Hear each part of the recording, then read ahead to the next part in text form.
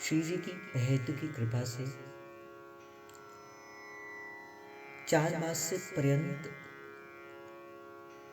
इस हित निकुंज रस परिवार की ओर से अनेक अनेक वाणियों का, अनेक अनेक रसिकों का, चरित्र वाणियों का गान आप सभी ने श्री जी की कृपा से किया।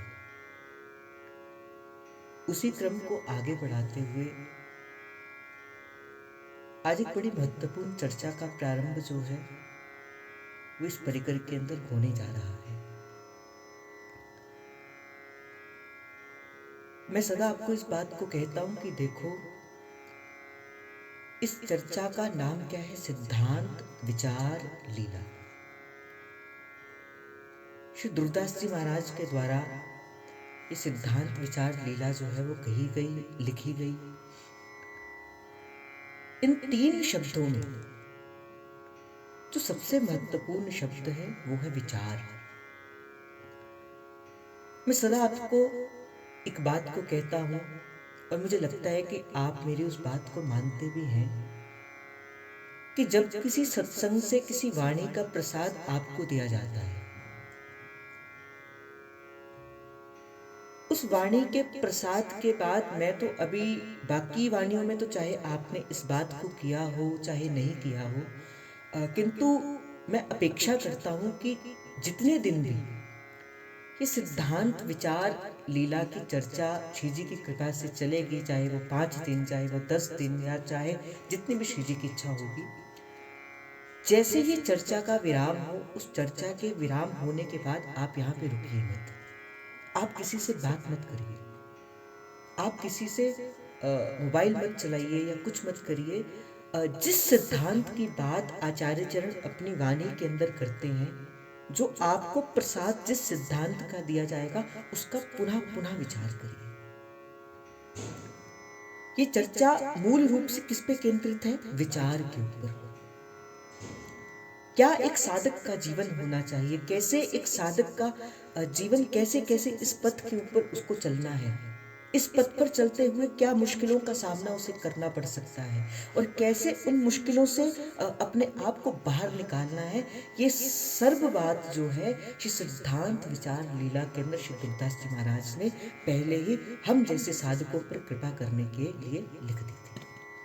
तो आओ इस भाव का प्रसाद जो है हम ग्रहण करें बड़ी गंभीरता के साथ।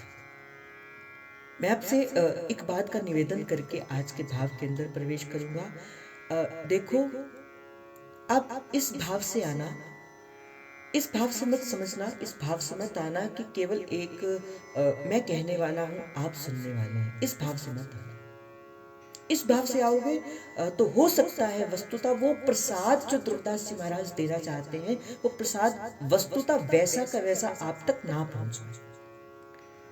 आज हम और आप इस भाव से इस सत्संग का प्रारंभ करेंगे कि मानो हम सब श्री ध्रुव सखी की उस कुंज के अंदर बैठ के ही कुछ समय श्री दुर्दास जी के साथ जो बैठकर इस श्री जी के इस रस की वार्ता जो है कर रहे हैं।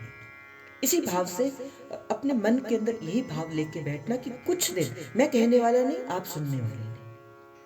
श्री दुर्दास जी महाराज के पास बैठ के श्री जी की कुछ बात करेंगे। श्री दुर्दास जी महाराज अपने जीवन का अनुभव जो है, जो साधक के जीवन का अनुभव है, वो हमसे बांटेंगे। और ऐसे अपने जीवन पर जो अनुभव श्री दुर्दास जी महाराज कहेंगे, पुनः पुनः पुनः पुनः उस अनुभव का विचार आपको अपने जीवन के अंदर करना है। तो आओ आज के भाव के अंदर हम प्रवेश करें, जिसे आचार्य चरण अपनी वाणी के अंदर अगम्य कहते हैं, अगोचर कहते हैं, उसे प्रतिष्ठित करते हैं, प्रतिकीर्तित करते हैं। अनुभव प्राप्त रसिक जन भी जिस भावनाओं का अनुसरण करते हैं, जिस पथ का अनुसरण करते हैं और महाप्रभु के दिखाए हुए उस मार्ग का अनुसरण करते हुए कहते हैं, आगम निगम अगोचर श्री राधे, चरण सरोज व्यास अवतंस, नमो नमो जय गुरु हरिवंश। जिस रस की बात हम नित्य प्रति करते, श्री दुर्दास महाराज कहते, प्रगट प्रेम को रूप धर श्री हरिवंश उदार, वृंदावन रस कहन को प्रकट धर्यो अवतार। अब यहाँ पे प्रश्न उठता है कि वस्तुतः ये वृंदावन का रस है क्या। जिसे मैंने पहले कहा, बड़ी गंभीर तरह की आज की वार्ता होगी। इन बड़ी गंभीरता के साथ आप इस वार्ता का श्रवण करना। वस्तुतः जो आचार्य चरण अपनी वाणी के अंदर जो उपास्य तत्व है, हम जिस बात की बात करते हैं, हित की यहाँ उपासना, हित के हैं हम दास, हित विशेष राखत रहो चित्त नित हित की आस। वस्तुतः वो जो हित है, हित क्या है, इस वृंदावन के अंदर परिलक्षित होने वाला जो रस है उसे हित कहा जाता है, उसे प्रेम कहा जाता है। वस्तुतः ये हित जो है ये कैसे अनुभव का विषय बनता है। देखो, हम नित्य प्रति श्री जी की चर्चा करते हैं और चर्चा करने की आज्ञा श्री जी महाराज ने स्वयं अपने श्रीमुख से दी है। तन ही राख सत्संग में मन प्रेम रस भेद सुख चाहत हरिवंश हित कृष्ण कल्पतरु सेव। तो चर्चा के द्वारा क्या होता है, केवल चर्चा के द्वारा इस रस को पाया नहीं जा सकता। आप कहोगे अगर चर्चा के द्वारा इस रस को पाया नहीं जा सकता तो क्यों इस चर्चा के अंदर हमें आना चाहिए। देखो, चर्चा करने से क्या होता है, चर्चा जिसके बारे में चर्चा की जाती है,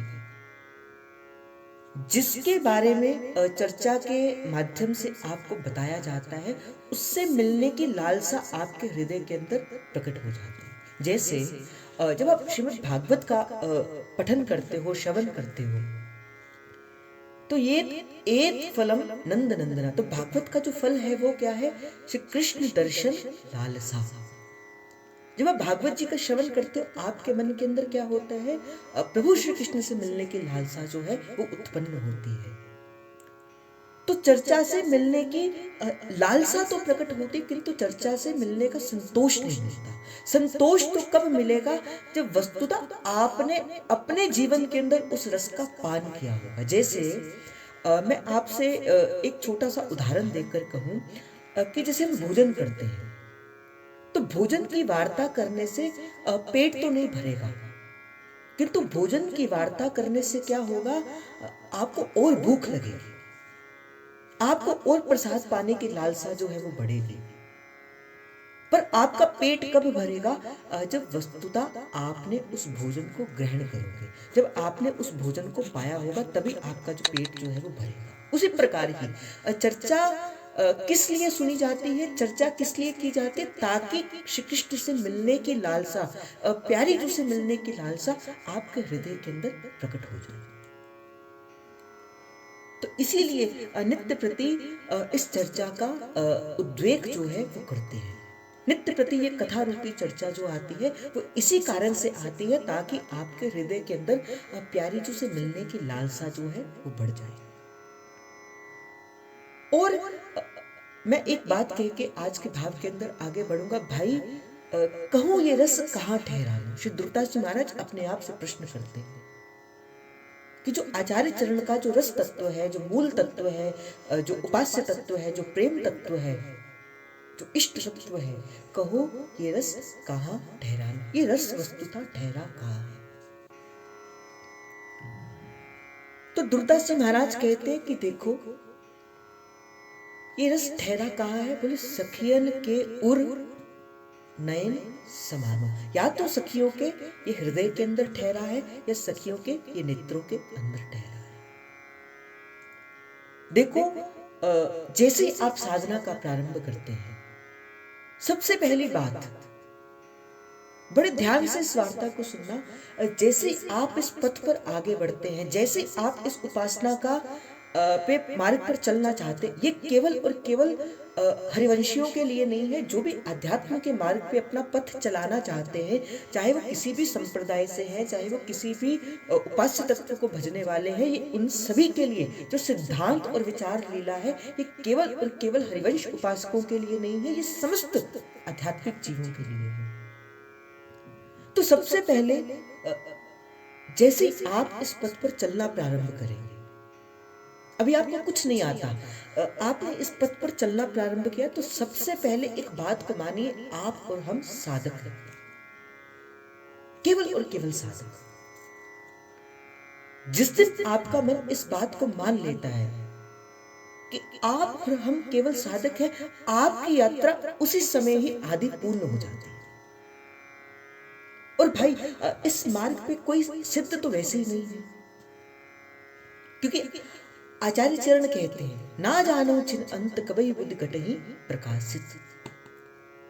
आज मैं बैठ के आपको बड़ी बड़ी वार्ता को सुनाऊं, ना जाने यहां से उतर के मेरे मन के अंदर भी क्या संकल्प आ जाए, क्या विकल्प आ जाए, कौन जानता है इसको। पारासर सुर इंद्र कामिनी मन फंदया। श्री दुर्दास जी महाराज कहते पराशर जी जिन्होंने 5000 वर्ष तक ठाकुर जी की तपस्या करी, 5000 वर्ष तक जिन्होंने ठाकुर जी का नाम लिया, तपस्या की, तप से प्रभु को भी प्रकट कर दिया, ऋषि नहीं महर्षि बन गए। और वो भी जैसे ही बाहर आए तो क्या करते, एक सुंदरी का सौंदर्य देख के, एक मेनका के सौंदर्य पर अपने आप को वहीं पर गवा देते। वो पराशर ऋषि जिनके तेज का इतना बल था, जिनके अपनी तपश्चर्या का इतना बल था कि जब उस कामिनी ने कहा कि अभी तो दोपहर है, ये काम करने का समय नहीं है, इसके लिए तो रात का समय होता है, तो कहते तपस्या के बल के अंदर उन्होंने दोपहर को रात कर दिया और रात को दोपहर कर दिया। जिस ऋषि के पास इतनी तपस्या का बल था कि दिन को रात कर दिया, रात को दिन कर दिया, वो अपने मन को नहीं समझा पाए। इसीलिए कहा सिद्धांत की बाढ़ के साथ अपने जीवन को सदा रखना। तो सबसे पहले तो ये विचार करिए आप साधक हो।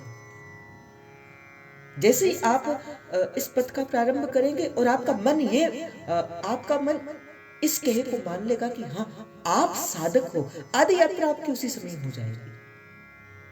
और एक बात को मैं बड़े विशेष के तौर पे कहूंगा, जैसे ही आपका मन मानेगा आप साधक हैं और आप ईमानदारी से चलना प्रारंभ करेंगे, उसी समय ही आपके जीवन के अंदर कई विषय जो हैं वो प्रकट हो जाएंगे, कई अनुभव आपके जीवन के अंदर प्रकट हो जाएगा।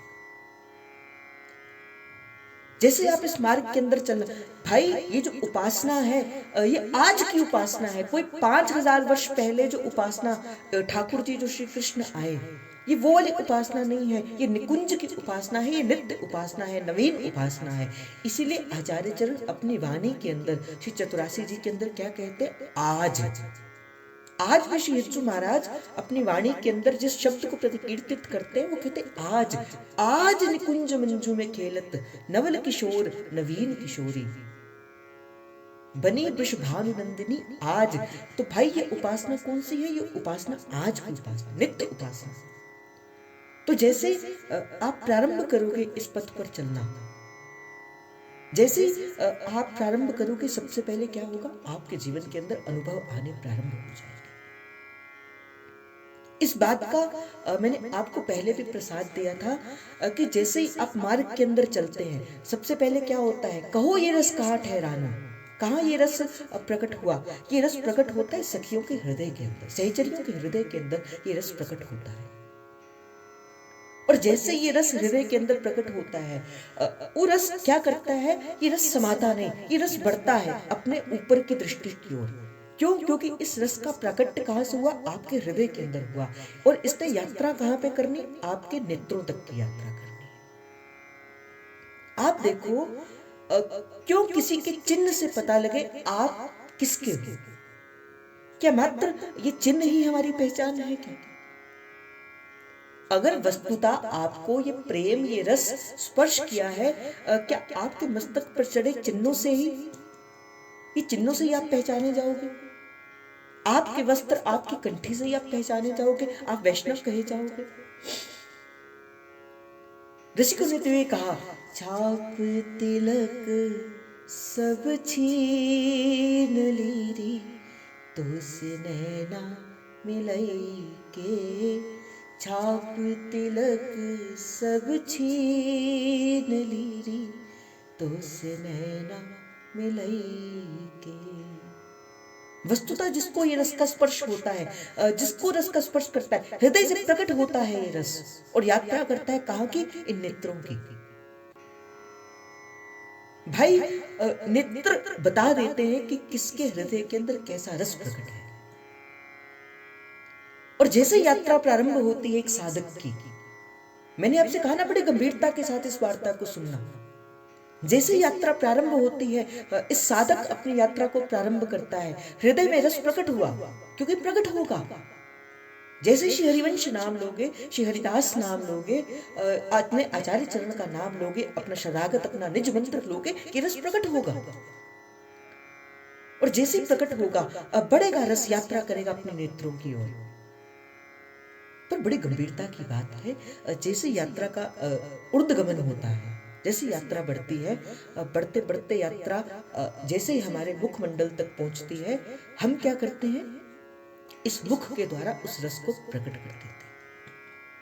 जो अपने जीवन का अनुभव होता है, हम उसे प्रकट कर देते हैं। और जैसे ही वो रस प्रकट हुआ था हृदय के अंदर, उर से हृदय से प्रकट हुआ, यात्रा कर रहा था नेत्रों की, और जैसे ही मुख से प्रकट हुआ, वो यहां से बह गया, तो नेत्रों तक तो पहुंच ही नहीं पाया। इसीलिए कहा जाता है भाई, आपके जो जीवन का जो अनुभव है, आपके जो जीवन का अनुभव है, उसे बड़ा दुराकर, उसे बड़ा छुपा कर रखना चाहिए। एक भक्त की संपत्ति क्या है, उसके अपने जीवन की उस जीवन के जो छोटे छोटे जो प्यारे प्यारे अनुभव हैं, यही उस भक्त की संपत्ति है। और भगवान तो अपने भक्त के लिए नित्य नित्य नवीन नवीन लीलाएं जो है वो करते रहते हैं। मैं आपको एक छोटा सा अनुभव बताता हूँ। अभी कुछ दिन पहले की बात है, श्री जी की कृपा से पूज्य इंद्रेश जी के पास सुनना का सुअवसर मिला, और बड़ी सुंदर बात उन्होंने कही। इंद्रेश जी महाराज ने कहा कि हम कुछ दिन पहले की बात है, 2019 की ये बात है, कि उससे पहले हम वृंदावन के अंदर ही रहते थे, कभी श्रीनाथ जी महाराज के दर्शन करने नहीं गए थे। ये उनके अपने जीवन का अनुभव है, कैसे प्रभु अपने भक्त के भाव की रक्षा करते हैं। आप इस मार्ग पर चलिए तो सही, आप इस मार्ग पर चलिए तो सही, प्रभु तो आपकी उंगली पकड़कर आपके संग संग चलेंगे। तो पूज्य इंद्रेश जी महाराज ने कहा, बोले 2019 की बात है, पहले तो वृंदावन धाम के अंदर ठाकुर जी के दर्शन किया करते थे। एक बार की बात है, कथा करने के लिए हमें गुजरात जाना था। हमारी जो सबसे छोटी बहन है, उनका विवाह जो है वो वल्लभ कुल के अंदर गुसाई जी के परिवार के अंदर हो। तो उनमें ये नियम है कि जब कोई वधू का विवाह होता है, वर वधू का विवाह होता है, तो श्रीनाथ जी के सन्मुख जो है वो उनको लेकर जाया जाता है, गोवर्धन नाथ के पास उनको आशीर्वाद दिलवाने के लिए लेके जाया जाता है। तो कहते कि मेरी जो सबसे छोटी बहन थी, उन्होंने मुझे फ़ोन किया, उन्होंने कहा आप कहाँ पे हो? तो उन्होंने कहा मैं अभी इस समय अहमदाबाद के अंदर हूँ। तो कहा कि 3-4 घंटे का तो रास्ता है, आप श्रीनाथ जी आ जाइए, नाथ द्वारा के अंदर श्रीनाथ जी, हम सभी जो है वो श्रीनाथ जी के दर्शन करने चलेंगे। तो कहते कि मेरे मन के अंदर भी था कि गोवर्धन नाथ के दर्शन करने जाना है, तो मैं भी संग संग चला गया। कहते कि जैसे मैं गोवर्धन नाथ के दर्शन करने गया, कहते मुझे तो ऐसा लगा ही नहीं कोई श्री विग्रह मेरे सामने, मुझे लगा तो कोई 10-11 वर्ष का कोई ग्वाला जो है वो वस्त्र पहन के वो सामने खड़ा होगा।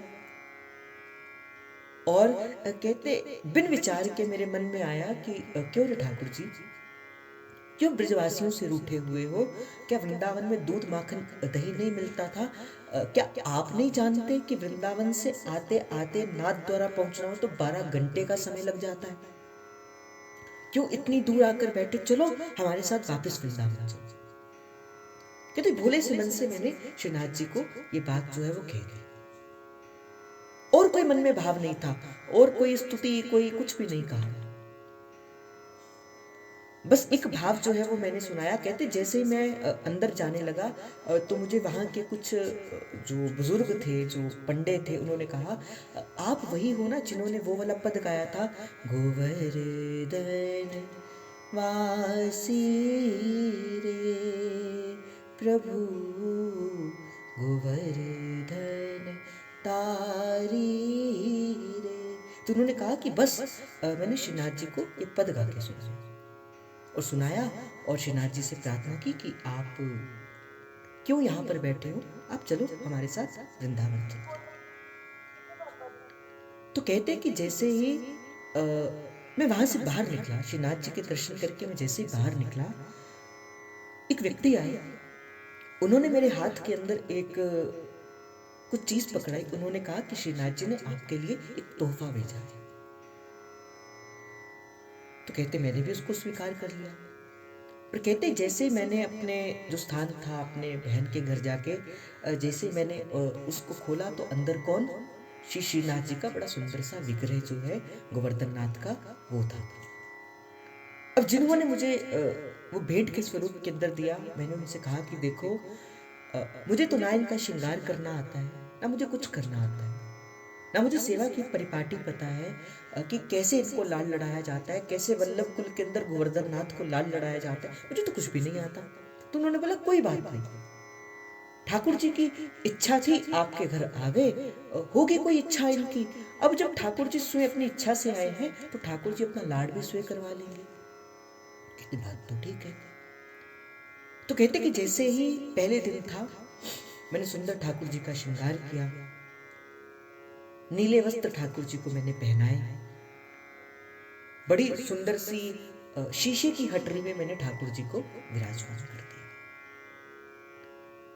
कहते उसके बाद कुछ थोड़ा सा उत्सव था, एक कथा का आयोजन जो है वो उन्होंने करवाया था। तो कहते मैंने कथा करने के लिए मैं चला गया और मैंने एक ब्रजवासी बालक को ये ड्यूटी लगाई हुई थी कि जाकर श्रीनाथ जी के दर्शन करके आना, और कैसा श्रीनाथ जी ने रूप जो है वो आज श्रृंगार दर्शन में किया है, अब वैसा ही रूप जो है वो मुझे बताना। तो कहते जैसी कथा का मैंने कथा की, कथा करने के बाद मैंने उस ब्रजवासी बालक से पूछा, बताओ आज श्रीनाथ जी महाराज ने कैसा श्रृंगार धारण किया था।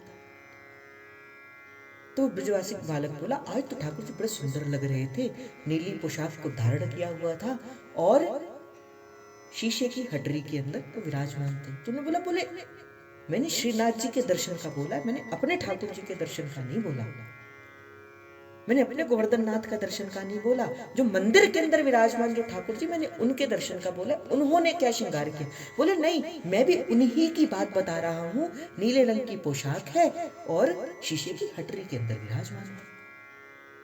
तो कहते मैं शाम को जब दर्शन करने गया, उत्थापन के बाद मैं दर्शन करने जाया करता था, और सच में वैसा ही था श्रृंगार, नीले रंग की पोशाक श्री गोवर्धन नाथ ने धारण करी और शीशे की हटरी के अंदर विराजमान। तो मैंने कहा कोई बात नहीं, बड़ी बार ऐसे होता है कि जो श्रृंगार हम यहाँ पे धारण करते हैं वैसे ही श्रृंगार जो है कई बार राधा वल्लभ लाल जी भी धारण करते हैं, तो कोई बात नहीं।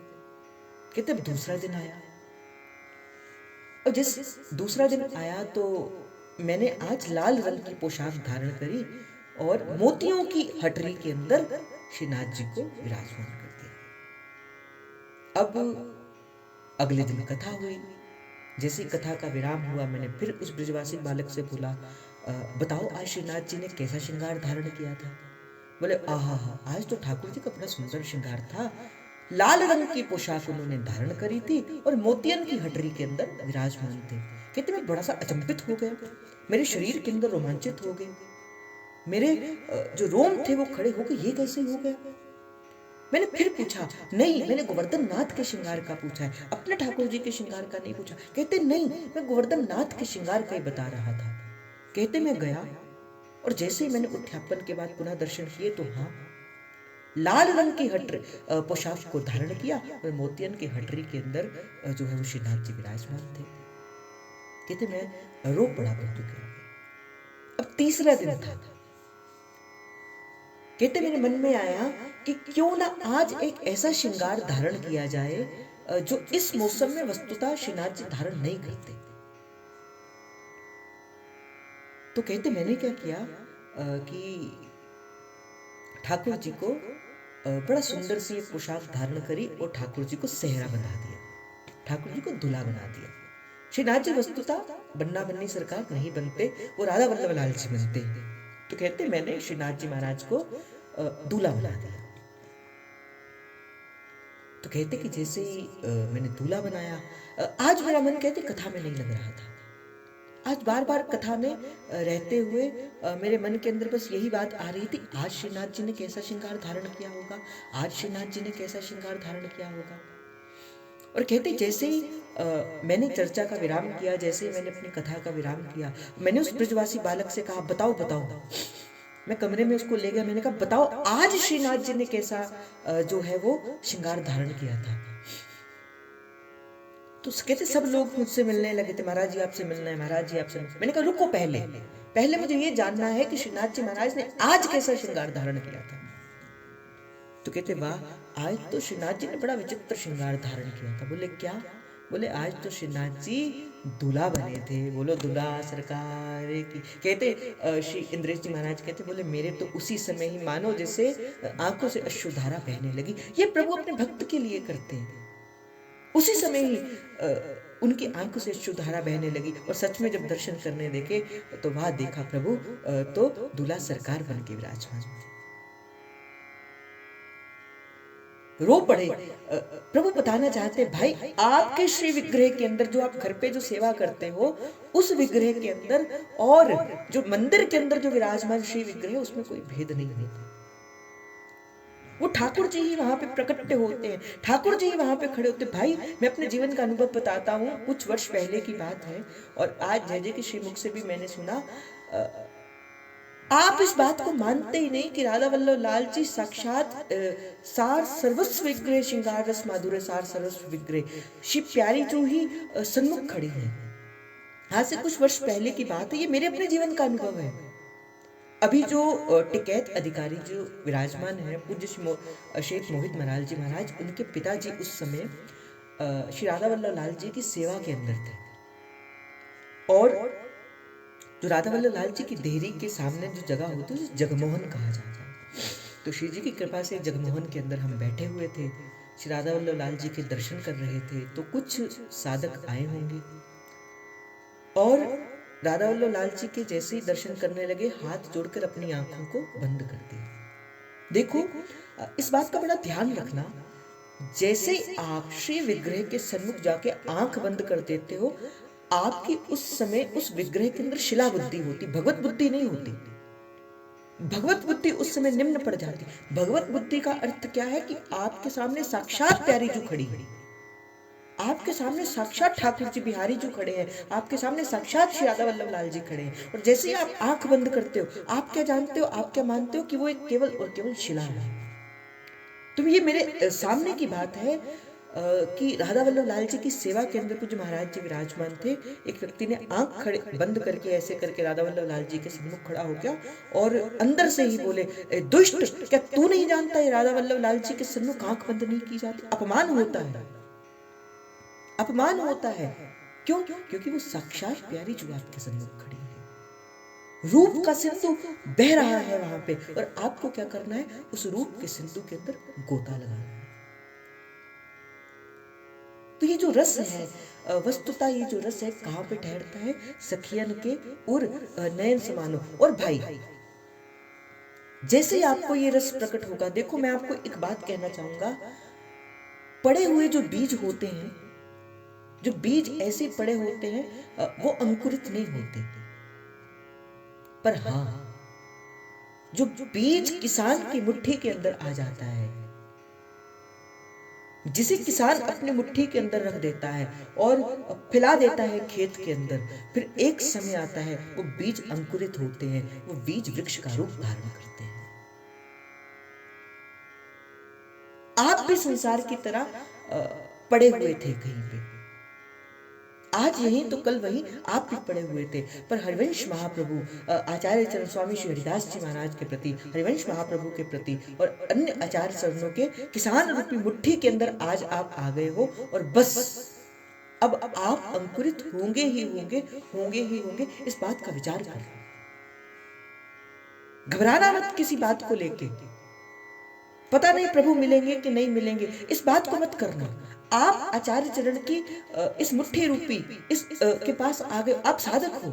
इस पथ में कोई बड़ा नहीं होता, कोई आगे नहीं होता, कोई पीछे नहीं होता, कोई बड़ा नहीं होता, कोई छोटा नहीं होता। हाँ, बस आगे होते हैं और पीछे होते हैं।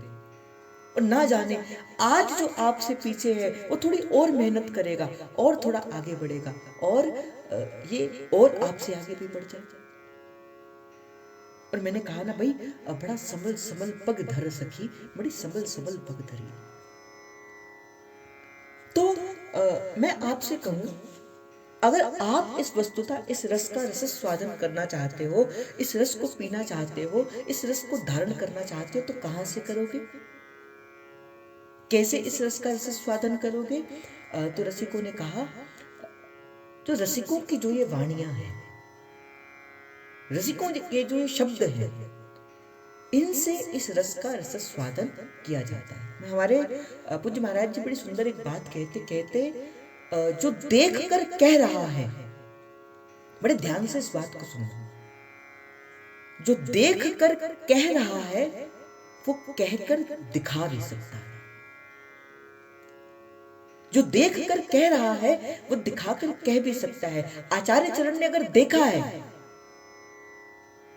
रूप वेल, देखा है उन्होंने बनी वृषभानुनंदिनी आज, तो आचार्य चरण ने अगर उसको कहा है श्रीमद चतुरासी जी के अंदर, तो वो कहकर हमें वो दिखा भी सकते हैं कि बनी वृषभानुनंदिनी आज। अगर दुर्दास जी महाराज ने देखा है कि रूप बेली प्यारी बनी सुप्रीतम प्रेम तमाल दो मन मिल एक बे श्री राधा वल्लभ लाल, तो अगर देखा है श्री दुर्दास जी महाराज ने, तो वो कहकर दिखा भी सकते हैं कि कैसा उनका रूप है, कैसा उनका यौवन है, कैसा उनका सौंदर्य है। इसलिए बड़े प्रेम के साथ क्या करना, इन वाणियों का गान करना। भाई कहत सुनत दशा हृदय नहीं आवत, कहने और सुनने से, मैं आपको पुनः कहूंगा, भोजन को ग्रहण करने से ही भूख मिटती है, भोजन की चर्चा करने से भूख नहीं मिटती। भोजन की चर्चा करने से केवल लालसा बढ़ती है। और एक बात को कहते हुए मैं आज के भाव में आगे बढ़ूंगा। दो चीजें होती हैं जब आप वाणी का पठन करते हो, जब वाणी के पास जाते हो। मैंने बहुत बार आपसे कहा है, वाणी के पास कैसे जाना चाहिए। एक याचक की भांति, एक याचक की भांति आपको वाणी के पास जाना। नाम वाणी जहां श्यामा श्याम तहां, नाम वाणी निकट श्यामा श्याम प्रकट। दो चीजें होती हैं, एक होता है कंठस्थ करना, एक होता है हृदयस्थ करना। वस्तुतः ये देखा गया है, आप कंठस्थ करते हो केवल, आप केवल, अगर मैं आपसे कहूं कि आपको चतुरासी जी कंठस्थ हो गई, तो इसका अर्थ ये नहीं है कि चतुरासी जी आपने हृदय के अंदर धारण कर लिया। अगर आपको श्री राधा सुधानी जी कंठस्थ हो गई, तो इसका अर्थ ये नहीं है आपने उसे अपने जीवन के अंदर धारण भी कर लिया। कंठस्थ होना एक अलग बात होती है, और अपने जीवन के अंदर हृदयस्थ करना ये एक अलग बात होती है। हम अभी क्या करते हैं, हम अभी जल्दबाजी के अंदर कंठस्थ करने का काम करते हैं। हमें इतने पद याद हो गए, हमें इतनी वाणियां याद होगी, हमें ऐसा याद हो गया, हमें वैसा याद हो गया। वस्तुतः ये जो वाणी है, ये क्या है, ये अक्षर है। आज भी बड़ी सुंदर एक बात एक साधक ने कही, ये प्रत्यक्ष प्रिया प्रियतम है। इसके जो एक एक शब्द है, प्रत्यक्ष प्रिया प्रियतम है। और जब आप एक साधक की भांति, एक भिक्षुक की भांति जब जाते हो इन वाणियों के पास, और वाणी क्या करती है, प्रार्थना करती है। वाणी आपको अपने अंदर के भेद को प्रकट करती है, फिर आपको अंदर का भेद प्रकट होता है। अगर, क्योंकि हमारे नागरीदास जी महाराज तो कहते बोले, पिलसिए खसम को कमायो।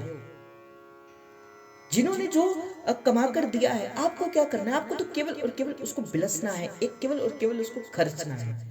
आपको अपनी तरफ से कुछ भी चीज कमाने की आवश्यकता नहीं है। हमारे आचार्य चरण ने बहुत कमाकर धन छोड़ा है हमारे लिए, और हमारा धन क्या है, परम धन राधा श्री राधा श्री राधा, जीवन धन राधा श्री राधा श्री राधा, यही हमारा धन है। मेरे चिंतन में आकर बसो लाडली, मेरे चिंतन में आकर बसो लाडली, मेरे चिंतन में आकर बसो लाडली, मेरे चिंतन में आकर बसों लाडली। इसलिए कैसे जाना है? नाम माने जहां। हमारे तो चाचा वृंदावन दास जी कहते, बोले अक्षर धुर की पालकी। ये जो रसिकों के जो ये शब्द है, ये क्या है? एक पालकी की भांति है। अक्षर धुर की पालकी आई रसिकन लेन, और वाह वाह कर रह गए चढ़े सो उतरे ऐन। जो चढ़ा है, जिसने वस्तुतः इस रस का सहारा लिया है, वो ही अपने आप को इस रस से पार लगा सकता है, वही अपने आप को इस रस से आगे बढ़ा सकता है। तो आज की वार्ता बड़ी महत्वपूर्ण थी। मैंने इसीलिए भूमिका के शब्द के अंदर आपको कहा, भाई आप और हम हितोपासक हैं। श्री जी ने बड़ी कृपा करी। थोड़ा सा भी अगर आपका मन कहीं और चलता है, आप इस उपासना से बाहर हो जाएंगे। श्री दुर्दास जी महाराज तो कहते, राई के सम चलत ही होत होर के होर। राई का दाना कितना होता है? बिल्कुल छोटा सा होता है। और जैसे ही आप थोड़ा सा भी आगे पीछे होते हैं, आपका मन और हो जाता है। ना जानो छिन अंत कबहि बुद्धि घटहि प्रकाशित। और भाई एक स्थान पर तो कहते, बोले चढ़ के मैन तुरंग को निकसत पावक माही, और प्रेम पंथ ऐसो कठिन हर कोई निबहत नाही। भाई जैसे ये जो वृंदावन का रस की चर्चा हम कर रहे हैं, भाई है तो बड़ा आसान है इसको पाना। सीधा सीधा रास्ता है, पर बहुत कठिन भी है। बहुत आसान भी है और बहुत कठिन भी है। शायद इसी वजह से कहा, हित को मार्ग बड़ी दूर सजनी, पर कोई ईमानदारी के द्वारा। मैं आपसे सदा इस बात को कहता हूं, साधन का अर्थ क्या होता है? जो आप साधक हो, आपने साधन करना है। साधन का चिंतन हमेशा शुद्ध होना चाहिए। साधक के जीवन के अंदर विचार अवश्य होना चाहिए। और विचार करने से क्या होगा? सत्संग करने से क्या होगा? आपको ये बात का विचार, देखो सत्संग आपको अपने दोष बताता है, ना कि संसार के दोष बताता है।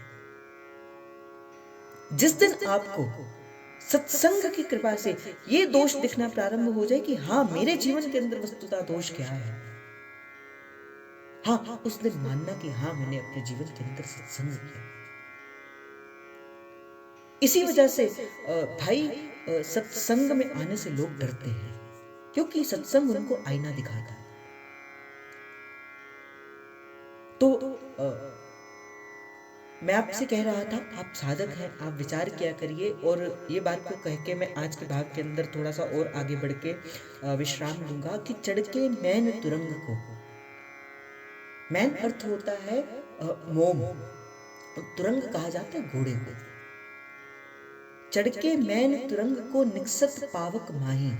अगर कोई कहे कि मोम के घोड़े को बनाकर और अग्नि के उस में से निकलना है, अग्नि की नदी में से निकलना है, निकसत पावक माही, बोले प्रेम पंथ ऐसो कठिन हर कोई निबहत नाही। बोले प्रेम का पंथ भी ऐसा ही कठिन है। पर आप क्या करना, अपने जीवन के अंदर इस सिद्धांत की बाढ़ बनाते रहे। इसीलिए मैं चाहता तो प्रारंभ ही सिद्धांत विचार की पहली वाणी से कर देता, पर आप साधक हो। आज मैं आपको ये प्रसाद दूंगा, भाई लिख लो इस बात को अपने जीवन के अंदर। आज का जो प्रसाद है, सबसे पहली बात, जो ये रस की हम चर्चा कर रहे हैं, ये रस ठहरता कहाँ है?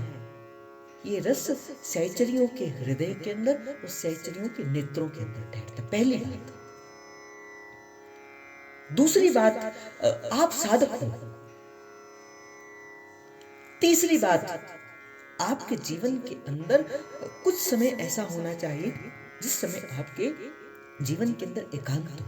एकांत का अर्थ ये नहीं कि उस समय आप माला करो। एकांत का अर्थ ये नहीं कि उस समय आप किसी कमरे के अंदर एकांत बैठ जाओ। नहीं, जिस समय आप अपना मन के अंदर भीतर उतरो, उसे एकांत कहा जाता है, जहाँ एक का भी अंत हो जाए। तो जो भी प्रसाद दिया जाए, उसे क्या करना, उसे वस्तुतः धारण करके अपने जीवन के अंदर फिर आगे बढ़ते रहना। और आप इस बात को जानिए, भाई आप हरिवंश नाम रूपी किसान की मुट्ठी के अंदर हो, तो आपको आगे बढ़ने से कोई रोक नहीं सकता। बस आपको क्या करना है? आत्म कृपा करनी है, अपनी कृपा करनी है। तो सिद्धांत विचार लीला जिन जिन के पास है, देखो एक क्रम बताया है श्री दुर्दास जी महाराज ने। श्री दुर्दास जी महाराज कहते हैं, सबसे पहले दुर्दास जी महाराज ने, अगर आपने वाणी का चिंतन किया हो, तो सबसे पहले जीव की दशा बताते हैं, कैसे जीव की दशा है। फिर वैदिक ज्ञान लीला आती है, फिर ख्यास उल्लास आता है, फिर वृंदावन शतलीला आती है, और फिर सिद्धांत की बाड़ लगाने के बाद ही वो रस में प्रवेश करते हैं। सिद्धांत को समझाकर ही फिर वो सिखाते हैं, कैसो भव्यो है नीलांबर सुंदर, मोह लिए मन मोहन माही। तो आओ सिद्धांत विचार का हम प्रारंभ करते हैं। प्रेम की बात कछु एक लाडली लालचू, जैसे उर में उपजई तैसी कही, रसिक भक्तन सो विनती है, जो कछु घटबड़ भूल कही हो, सोई कृपा करी समझाई देवी। देखो इस चर्चा को, इस सिद्धांत को प्रारंभ करने से पहले श्री दुर्दास जी महाराज कहते कि देखो प्रेम का पंथ है, और प्रेम के द्वारा ही इस पथ के अंदर प्रवेश किया जाता है। और प्रेम क्या सिखाता है? भक्ति का, भक्ति ही प्रेम है, प्रेम ही भक्ति है। और मैंने आपको सदा इस बात को कहा है, देखो सिद्धांत विचार का यहां से प्रारंभ हो गया। आप सभी साधक यहाँ से विचार करना प्रारंभ कर देना। पहली बात जो है दुर्दास जी महाराज कहते, प्रेम की बात कछु इक लाडली लालचू, जैसे उर में उपजई तैसी कही, रसिक भक्तन सो विनती है, जो कछु घटबड़ भूल गई हुई, तो कृपा करी समझाई थी। बहुत पहुंचे हुए संत हैं जिन्हें प्यारी और प्रियतम के प्रत्यक्ष दर्शन होते हैं। कहते हैं कि दुर्दास जी महाराज जब अपनी कुटिया के अंदर बैठा करते थे, तो उस समय जब एकांत के अंदर बैठा करते थे, तो जब राधा वल्लभ लाल जी जब वन विहार करने आया करते थे, तो कुछ समय श्री दुर्दास जी महाराज की कुटिया के अंदर बैठा करते थे, खटखटाते थे कुटिया को। और दुर्दास जी महाराज कहते थे, बोले मैंने तो आपको बुलाया ही नहीं, आप कैसे आ गए? तो राधा वल्लभ लाल जी कहते, मैंने आपकी कुटिया के अंदर एकांत देखा तो हम आ गए, हमें तो एकांत प्रिय है। तो किस कुटिया के अंदर राधा वल्लभ लाल जी विराजमान होते हैं? वो कुटिया कहीं बाहर की नहीं, वो आपका हृदय रूपी कुटिया है, वो आपकी हृदय रूपी कुंज है, जिस कुंज के अंदर श्री राधा वल्लभ लाल जी विराजमान होते हैं। और देखो क्या आपकी उस हृदय रूपी कुंज के अंदर वैर, वासना, क्रोध, लोभ, मोह, अहंकार, कुछ ऐसे दोष तो नहीं है? क्या किसी के प्रति आपके मन के अंदर द्वेष तो नहीं है? क्या आज मैं आपसे नित्य प्रति कहता हूँ, आज राधा वल्लभ लाल जी कहें कि हाँ चल बेटा मैं तेरे हृदय के अंदर विराजमान होना चाहता हूँ, क्या आज आपका हृदय रूपी जो कुंज है, क्या वो प्रभु को बिठाने के योग्य है? तो सिद्धांत विचार लीला के अंदर आपको इस बात का ही विचार मिलता रहेगा। तो सबसे पहले कहते हैं झुककर प्रणाम करते हैं। श्री दुर्दास जी महाराज यहाँ पे झुककर प्रणाम करते हैं। सबसे पहले मैं आपको ये बता दूं कैसे ये वाणी का जो है वो प्राकट्य हुआ। आचार्य चंद महाप्रभु श्री हरिवंश चंद्र जी महाराज के 4 पुत्र हुए, श्री वंचंद्र, श्री कृष्णचंद्र जी, श्री गोपीनाथ जी, श्री मोहन चंद्र जी। और आचार्य चरण की एक पुत्री हुई जिनका नाम था साहिबा देवी। 32 वर्ष तक महाप्रभु श्री हरिवंश चंद्र जी महाराज जी देवपन के स्थान के अंदर रहे। श्री राधा नवरंगी लाल जी को सेवा जो है वो आचार्य चरण ने 32 वर्ष की आयु तक करी। श्री जी की कृपा हुई, श्री जी की आज्ञा हुई और आचार्य चरण से कहा कि आप अब आगे की उपासना इस वृंदावन के अंदर करिए। महाप्रभु ने अपने तीसरे पुत्र श्री गोपीनाथ जी महाराज को श्री राधा नवरंगी लाल जी की सेवा का पदभार जो है वो सौंप दिया। उन्हीं गोपीनाथ जी महाराज के शिष्य हुए श्री ध्रुवदास जी महाराज। श्री ध्रुवदास जी महाराज के जो पिताजी थे वो आचार्य चरण के शिष्य थे, और ध्रुवदास जी महाराज जो थे वो आचार्य चरण के तृतीय पुत्र श्री गोपीनाथ जी महाराज के शिष्य थे। अब जैसे ही आचार्य चरण ने मंत्र का दान दिया, और जैसे ही श्री ध्रुवदास जी महाराज ने उस मंत्र का जप जो करना प्रारंभ हो गया, अब मन लगता नहीं देवबन के अंदर। गुरु के चरणों में अर्जी लगाई कि प्रभु अब मुझे वृंदावन का वास का प्रसाद जो है वो दे दीजिए। गोपीनाथ जी महाराज ने आज्ञा दी।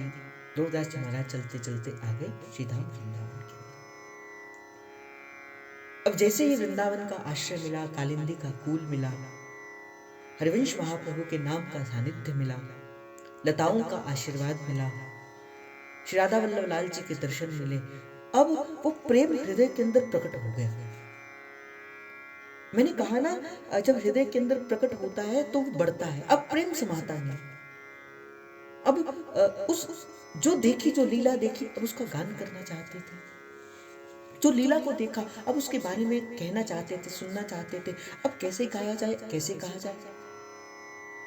बड़ी प्रार्थना करते श्री जी से, श्री जी जो मैंने आपके इस रूप माधुरी के दर्शन को किए हैं, मैं उसे कहना चाहता हूँ, उसे गाना चाहता हूँ। मैंने कहा ना, आचार्यों की ये जो वाणियां हैं ये क्या है, उनके अपने जीवन के अनुभव हैं। ये मात्र एक शब्द नहीं है, ये अपने जीवन के अनुभव हैं। तो ध्रुवदास जी महाराज के मन के अंदर भी आया कि क्यों ना मैं इसको गाऊं। औंधे मुंह पड़े हो गए, पहुंच गए कहां पे, रासमंडल के अंदर। और उस वट वृक्ष के नीचे पहुंचकर श्री हरिवंश, श्री हरिवंश, श्री हरिवंश, श्री हरिवंश, श्री हरिवंश, श्री हरिवंश, इस नाम का जप करने लगे।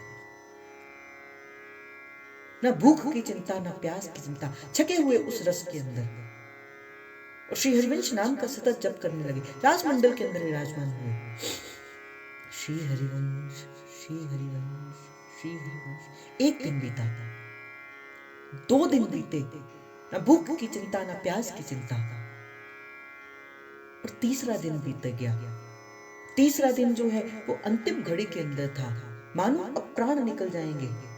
कहते कि उसी समय ही ललिता विशाखा चंपक चित्रा तुंग विद्या रंग देवी इंदुलेखा अरु सखी सुदेवी सकल यूथ हित सेवी। अष्ट सखियों के संग श्री महारानी जी ने वहां पर श्री ध्रुवदास जी महाराज को दर्शन दिए। औंधे मुंह पड़े थे श्री ध्रुवदास जी महाराज। अपने पावन श्री चरणों का अंगुष्ठ जो था श्री ध्रुवदास जी महाराज के मस्तक पर लगाया। श्री ध्रुवदास जी महाराज को थोड़ी सी चेतना आई, और प्यारी जो कहती है, वाणी भई जो चाहत कियो, ये श्री जी के शब्द हैं। वाणी भई जो चाहत कियो, उठ सोवर ताको सब दियो। और जैसे ही ये शब्द कि वाणी भई जो चाहत कियो, उठ सोवर ताको सब दियो, ये श्री जी के श्रीमुख से निकले हुए शब्द हैं। इसे अपने हृदय के अंदर धारण करना आप लोग भी। तो जैसे ही श्री ध्रुवदास जी महाराज ने ये शब्द कान में पड़े कि वाणी भई जो चाहत कियो, उठ सोवर ताको सब दियो, कहते कि उसी समय ही ये वाणी का प्रकाश ध्रुवदास जी महाराज के इस हृदय मंदिर के अंदर हो गया। अब लीला प्रत्यक्ष रूप के उनके सन्मुख प्रकट हो गई। अब लीला उनको दिखनी प्रारंभ हो गई। देखा तो सन्मुख प्यारी जो नहीं थी, प्यारी जो अंतर्हित हो चुकी थी, अंतर ध्यान हो चुकी थी, और वाणी की लीला का प्रकट जो है वो हो चुका था। और ये जो 42 लीला है, इसका प्रकट कहीं और से नहीं हुआ, इसका प्रकट श्री जी के इन गोरे गोरे चारों चरणों से हुआ है। जैसे भगीरथी गंगा जो है वो नारायण के चरणों की धोवन है, तो ये जो 42 लीला है ये हमारे श्री जी के चरणों की धोवन है। ये श्री जी के चरणों से इसका प्राकट्य हुआ। इसलिए एक हितोपासक के अपने जीवन के अंदर ये 42 लीला का गान जो है वो नित्य प्रति होना चाहिए। हमारे हरिवंश श्री राधा वल्लभ लाल जी ने तो बड़ा पक्षपात किया है इस वाणी के साथ। बाकी वाणी तो राधा वल्लभ लाल जी थोड़ी समय के लिए सुनते हैं, किंतु 4 मास तक, 4 महीने तक पर्यंत श्री राधा वल्लभ लाल जी इस 42 लीला की समाज को सुनते हैं। और रसिक प्राप्त जो अनुभव प्राप्त जो रसिक है वो कहते हैं कि जब राधा वल्लभ लाल जी के सन्मुख ये वाणी का गान किया जाता है तो वाणी हित ध्रुवदास की सुन जोरी मुस्कान, श्री राधा वल्लभ लाल जी प्रसन्न हो जाते हैं। और राधा वल्लभ लाल जी सिद्धांत की रचना करने के बाद श्री ध्रुवदास जी महाराज फिर ही रस के अंदर प्रवेश करते हैं। यही क्रम है इस रस के अंदर प्रवेश करने का। तो कहते कि प्रेम की कछु एक बात जो लाडली लाल जो जैसे उर्मे उपजे। देखो भक्त, मैं आपसे सदा कहता हूं, अगर आप साधक हैं, आप अपने आप को सबसे छोटा मानिए, आप अपने आप को बड़ा मत मानिए। बड़ा तो केवल एक प्रभु है, बड़े तो केवल वही हैं। किंतु क्या देखा जाता है, एक साधक के जीवन के अंदर ही अभिमान जो है वो बढ़ जाता है, अहमता उसकी बढ़ जाती है। चाहे वो भजन का लोभ हो, चाहे वो किसी और चीज का लोभ हो, चाहे रूप का लोभ हो, चाहे धन का लोभ हो। वस्तुतः ये देखा गया है कि साधक के जीवन के अंदर अभिमान होता है। ध्रुवदास जी महाराज को प्यारी जी ने दर्शन दिए, वाणी का प्राकट्य श्री ध्रुवदास जी महाराज को प्यारी जी ने अपने चरणों की कृपा से निकाला। और वही जब वाणी के अंदर प्रवेश कहते तो कहते जैसी लाडली लाल जो उर्मे उपजई वैसे ही मैं कहता हूं।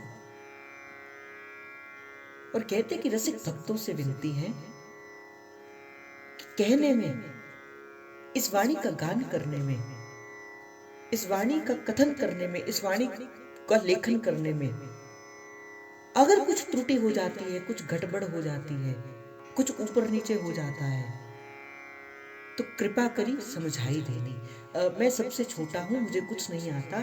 तो रसिक भक्तन से विनती है कि हाँ, अगर वाणी का गान करते हुए मैं कुछ प्यारी जी के रूप के बारे में, सौंदर्य के बारे में, प्रेम के बारे में, हित के बारे में कुछ ऐसा ऊपर नीचे कह दूं, तो रसिक भक्तन से विनती है कि आप मुझे अपना निज बालक जानकर समझा दें। तो सबसे पहला गुण जो साधक के जीवन के अंदर जो सिद्धांत के विचार के रूप के अंदर होना चाहिए, वो सदा उसके मन के अंदर दैन्यता होनी चाहिए, आदर भाव।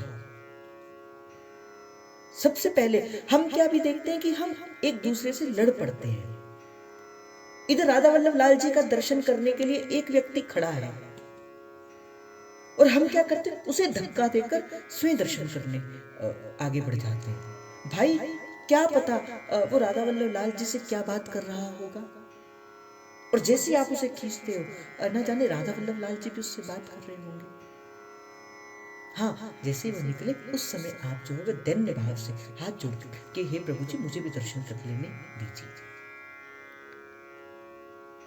तो फिर कहते हैं जही प्रेम माधुरी श्री जुगल चंद आनंद कंद नित्यानंद उन्नत नित्य किशोर श्री वृंदावन निकुंज विहार रसमत विलास करत है, यतिमति किंचित डीठियों के नाही जैसे सिंधु ते सीर भर लीजिए। कहते कि कैसे मैं बात करूं, कैसे हमारे राधा वल्लभ लाल जी हैं, कैसी हमारी श्री जी हैं, कैसे इनका रूप सुंदर है, कैसे इनकी रूप माधुरी है। कहते कि आनंद कंद प्रभु के कुछ नाम कहे कि प्रभु जुगल चंद है। जुगल अर्थात राधा और कृष्ण, राधा और वल्लभ, राधा और रमन, तो इसे जुगल कहा जाता है। और राधा वल्लभी उपासना जो है वो केवल एक उपासना नहीं, वो युगल उपासना है। तो कहते हैं कि आनंद कंद नित्यानंद नव निमायमान उन्नत नवल किशोर जो है वो श्यामा श्याम युगल चंद वृंदावन में निकुंज विहार की जिस माधुरी में रसमत्त बने रहते हैं, यही प्रेम माधुरी श्री जुगल चंद आनंद कंद नित्यानंद उन्नत नित्य किशोर श्री वृंदावन निकुंज विहार रसमत विलास करते हैं। श्री ध्रुवदास जी महाराज यहाँ राधा वल्लभ लाल जी के कुछ नामों का अनुकरण करते। पहले वो जुगल चंद है, जहां भी विहार करते हैं वो जुगल के रूप के अंदर विहार करते हैं। वो आनंद कंद है, वो अपने रूप के द्वारा वो अपने रूप की माधुरी के द्वारा रसिकों के हृदय को आनंद से भर देने वाली है। वो नित्य आनंद है। ऐसा नहीं, रूप की लहरें नित्य प्रति राधा वल्लभ लाल जी के रूप से निकलती हैं। तब तब तो कहा, जब जब देखूं तेरो मुख तब तब नयो नयो लागे। आपने देखा होगा, आपको भी कई वर्ष हो गए राधा वल्लभ लाल जी के दर्शन करते हुए। आप जितनी बार भी श्री राधा वल्लभ लाल जी का दर्शन करते हो, आपको एक नए रूप का अनुभव होता है। क्यों? क्योंकि वो नित्य किशोर है, आदि से आदि भी है और नवीन से नवीन भी है। उनसे पहले कोई था नहीं, वो सबसे पुराने भी हैं, और उनके बाद का भी कोई है, वो सबसे नवीन भी है। तो इसलिए कहा वो नित्यानंद है। वो साधक के हृदय के अंदर नित्य आनंद की वर्षण करते हैं, इसलिए उनका एक नाम नित्यानंद भी है। और उन्नत नित्य किशोर श्री वृंदावन निकुंज विहार, और कहते हैं कि ये जुगलचंद आनंद कंद नित्यानंद जो राधा वल्लभ लाल जी हैं, ये वृंदावन की इस निकुंज माधुरी के अंदर आज भी रसमत्त विलास करते हैं। इस रस के द्वारा यहाँ पे विलास करते हैं। और कहते यथावत किंचित डीठियों की कही जैसी, और कहते मैं कैसे इस रस की बात को कह सकता हूँ। देखो कैसी दीनता श्री दुर्दास जी महाराज के जीवन के अंदर है, देख कर कह रहे हैं, पर फिर भी कहते जथामति किंचन डीठियों के नाही। अब मैं कैसे इस रूप का वर्णन कर पाऊं, जैसे सिंधुते सीप भर लीजिए, जैसे कोई समुद्र में से छोटी सी सीप भर लेता है, बस मैं इतना ही श्री राधा वल्लभ लाल जी के रूप सौंदर्य की वाणी को जो है वो कह सकता हूँ। तो आज का भाव इतना कहते हुए श्री जी के चरणों में समर्पित करते हैं। कल आगे के भाव को हम आगे बढ़ाएंगे, और इसी प्रकार ही जैसे मैंने आपको कहा कि बाकी और किसी चर्चा को तो चाहे आप उसका विचार मत करिए, किंतु श्री जी की कृपा से ये सिद्धांत विचार लेना जो है, इसका चिंतन जो है वो आप अवश्य करिए। नित्य प्रति 10:15 बजे आप जुड़ जाइए, और 10:15 बजे जुड़कर, ताकि आप पूरी कथा का श्रवण लाभ जो है वो ले सके। तो आज का भाव श्री जी के चरणों में समर्पित आप सभी के हृदय के अंदर बैठे प्रेम प्रभु को, हित प्रभु को। जय जय श्री हरिवंश, जय जय श्री हरिवंश, जय जय।